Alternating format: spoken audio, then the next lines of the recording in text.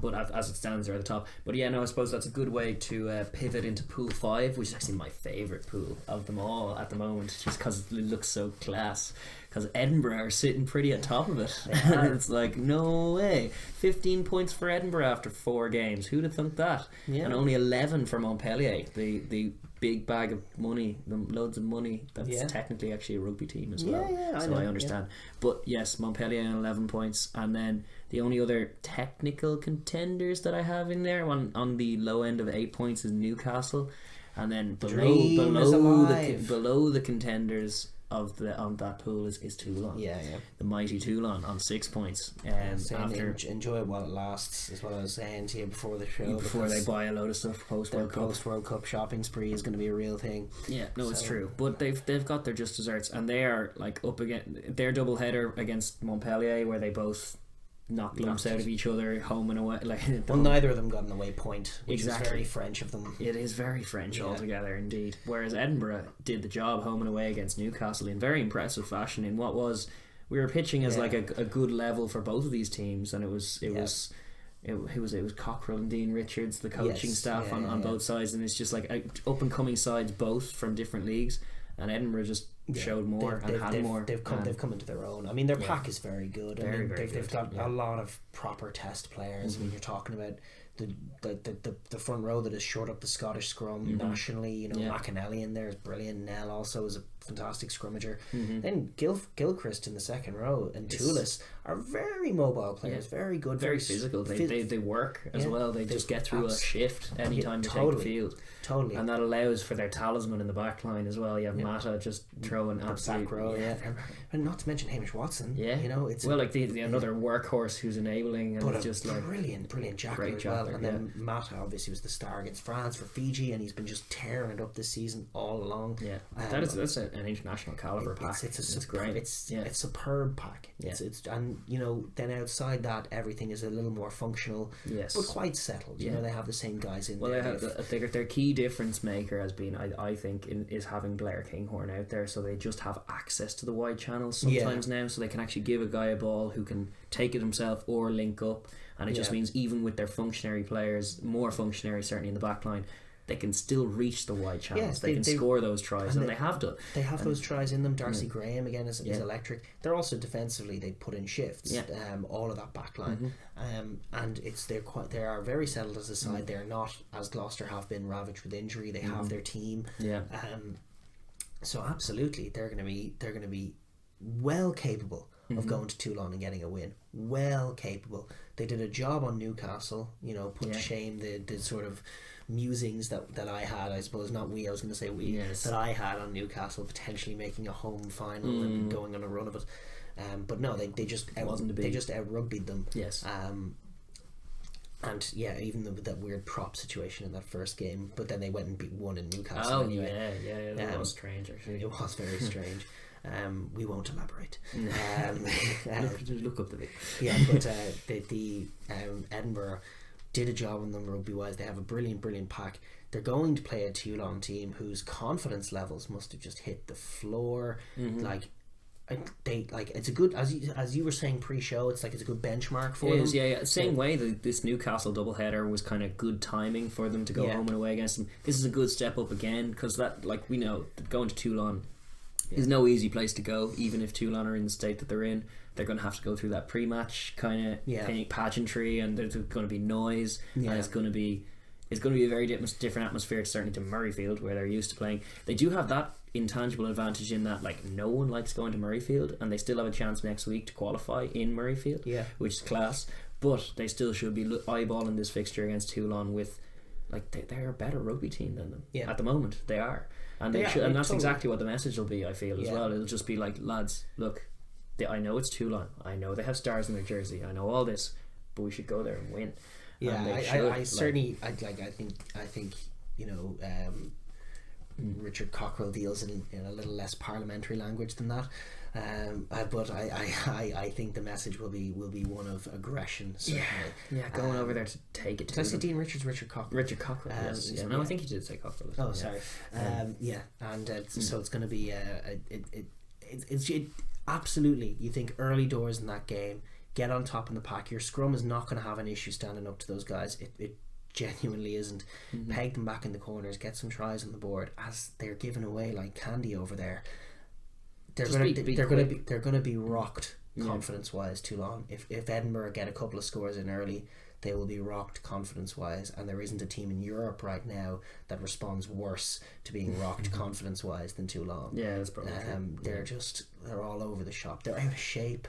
They're physically, I mean, and they're just like they're very, very beatable. And Edinburgh, like, you cannot do this going to France away thing. We get a losing point, because as haphazard as Montpellier's season has been so far, they actually on paper have a team that can win, and some guys with some genuine motivation to start playing rugby. So you got to be careful. Like, you cannot. I don't think they should be leaning, especially in just in the position they are now, on the Murrayfield. No, I'm not to suggest that. That's what I'm saying. No, that's not. I don't think that's what you're saying. But I think that it's conceivable that they go in with that mindset. I mean, what's the group again? They're on 15 points. Montpellier are 4 points behind them. So Montpellier, like Edinburgh, they want to be winning that game, but if they get a losing bonus point, Montpellier could well get 5 against Newcastle. As much as Montpellier, to be fair, they have more home losses than you'd ever see from a French team this year. Whatever's going on over there, I mean, all I'm saying about them is that they're dangerous. They got the Manny Nadolo back, who's unreal. It's that Galacticos thing. You can't really make any predictions for it, because you're reading a team on paper that should be class, and yet we've played Montpellier twice in the last 2 years, and they've consistently come to the RDS and been, to be fair, rubbish. That Montpellier looked more organised in that era than they looked this year. I haven't watched enough of them this year to comment fully on what's going on. Like, I didn't see last week Nadolo was playing, and yet they lost at home to Lyon. So it's just strange times. They have Jan Serpentine. Like, on paper, there's a lot of good players around there. Even Johan Hulsen is a superb player. Still there as well. Pinar wasn't playing last week anyway. Stein is still there. Francois Stein at fullback. You know, they have a lot of good players and a lot of potential. Certainly not someone you'd be comfortable with giving a chance in Murrayfield. No. That said, if I was forced to make a prediction, I would go for Edinburgh, even in that game. I would too, because they look organised, they look good. They're the only side out of there that look like a well-coached rugby team, and you just the story of that. And that's been the case in domestic comp as well. They've been showing that consistently, more so than it's hard to get a gauge on where Montpellier are, because and same is true. The game against Toulon is interesting, perhaps only in the capacity of we just haven't seen Edinburgh phased yet. We've seen them beaten a few times, but we haven't seen them phased properly, like intimidated by an occasion. That's just the Richard Cockrell factor. I think so too. He just gets teams like you know what, that. They look more like Leicester than Leicester do. Totally. Like, they look like a Leicester Tigers outfit that's organised, very physical. The pack's undeniably good, and they don't shirk. And that from Leicester anything. team went everywhere and performed always. They won trophies because of it. They had that rock solid. The first team to do Munster in Thomond Park, famously, and it's he's got pedigree for exactly that. He's got precedent on this, and Edinburgh, I think, are a club culture that. It allows it's perfect, because like even in years gone by when Edinburgh were rubbish, I can recall, like, I was in Murrayfield in one instance where Leinster were knocked out in a pool where we really could have done winning. I think we were in a pool with Leicester and Toulouse, and we lost in Edinburgh. Yes, just like no. But like, they were always difficult to play. They do love making teams make mistakes and being physical and in their face. That seems to be somewhere in their DNA, where Glasgow would be. Certainly in the more modern iteration of Glasgow are more prone to throwing it around. So this kind of version of Edinburgh, it suits them, and they've now got personnel to match it, and they've plugged a few holes, things like the back line. There's now a more competent, well-drilled air to it. It's a settled 15. They're rocking high on confidence. They've just gone and proven that they're the best team in Scotland. They're top of their group.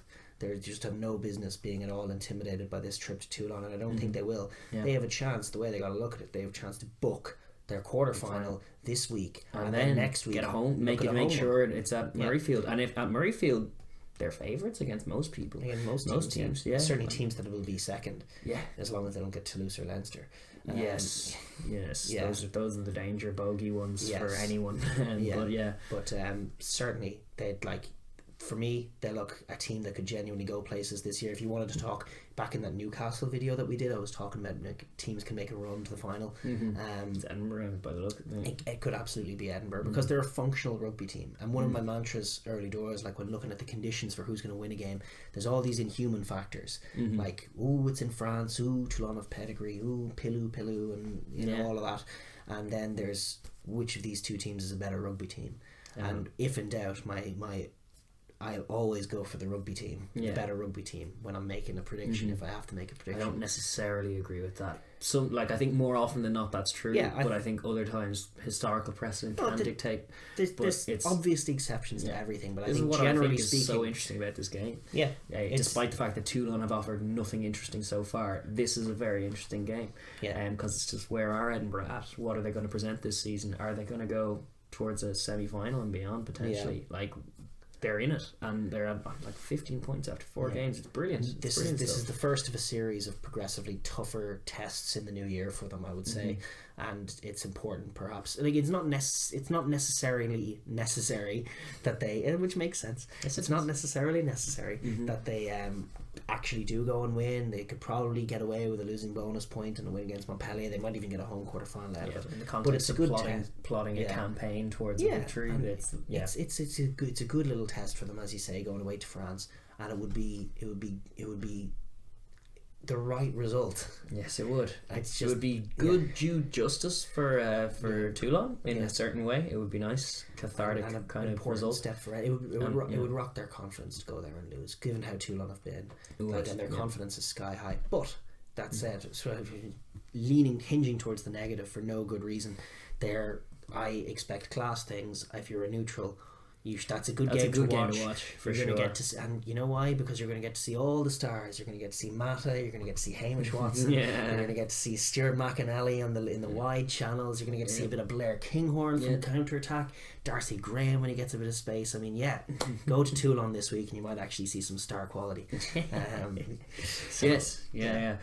That's very, very much true. And as for the other fixture, Montpellier and the Falcons. Yeah, it's I think. Well, no, you know what it is? Is like, I haven't really been watching Montpellier. I watched them have a loss a few weeks ago, and now having seen that Nadolo's back this week, I was like excited to see what happened, and they lost at home to Lyon. So I don't know what's going on over there, other than they just seem to be repeatedly losing games, which is not the sign of a good team. No, it's not. It's actually it's one of those key things you can look out for. Yes, if you're looking to spot a good team. Yeah, look away a load of losses. Those are L's in that column is not really the signs you want to be seeing. No. So I don't know. Newcastle do seem well drilled as well. It's questionable how motivated they are, but they can theoretically reach 18 points still, because they're on 8. So the dream lives. The dream lives. Still alive the for home them. Final. They've got it's gonna be a massive shift required to go to France for them particularly. My suspicion, just looking at the teams that Montpellier can surely do for them, but Montpellier haven't done for many teams, so Newcastle should go with a bit of flair and a bit of gusto. Yeah, well, they have to throw everything at it as well. Like they've got to be thinking a 10-point return is what's going to see them through, and nothing short of that will. So at that, they have to kind of, much as their conservatism is probably a hallmark of some of their success in recent times. Yeah, if I'm honest, I think they're probably out of it ahead of these last 2 games. I think these are ones where the permutations and the connotation you were talking about, like they're still in the mix technically. The mathematicians may not think so, but I think that game was much more of a dead rubber. Certainly, I would. If are they on at the same time? I'm not sure, but no, they're not this weekend. They're not. It's not the juicy fixture of it of that pool. But you know what? I think I should make a due effort to watch it just to see what Montpellier are up to. Because I haven't kept track of them this year, and they were a pet team of mine. A couple of years ago. Like Manny Nadolo, which is hard not to like Manny Nadolo. We are big fans of this podcast as well. I do like Cruden as well, and it's bonkers, to be honest. They spend so much money and they just can't string it together. In fact, if it was Toulon who had that going wrong for them, we'd just be laughing, but for some reason we seem to forgive Montpellier for it. Actually I should be up for Newcastle, but it remains to be seen if anything interesting will come from that game. What I'm really up for is Edinburgh. Yeah, it looks to do it, Edinburgh, and for all the results to fall into play. Like a draw would suit me very well in that game. Montpellier, Newcastle, and then Edinburgh sneak a win over in Toulon even. and that'll be perfect. The Pro 14 go marching on. And after absolutely. all these years of teams like Scarlets and Ospreys flattering to deceive in this comp, could you imagine? Let's have Edinburgh not do that. Yeah, Edinburgh be the ones to go on. Edinburgh have done semi-finals before as well. A semi-final, I believe. A semi-final was against Ulster. Yeah. That was 2012. Yes, we played Ulster in the All-Irish final in Twickenham. Yes, it was good. It was good.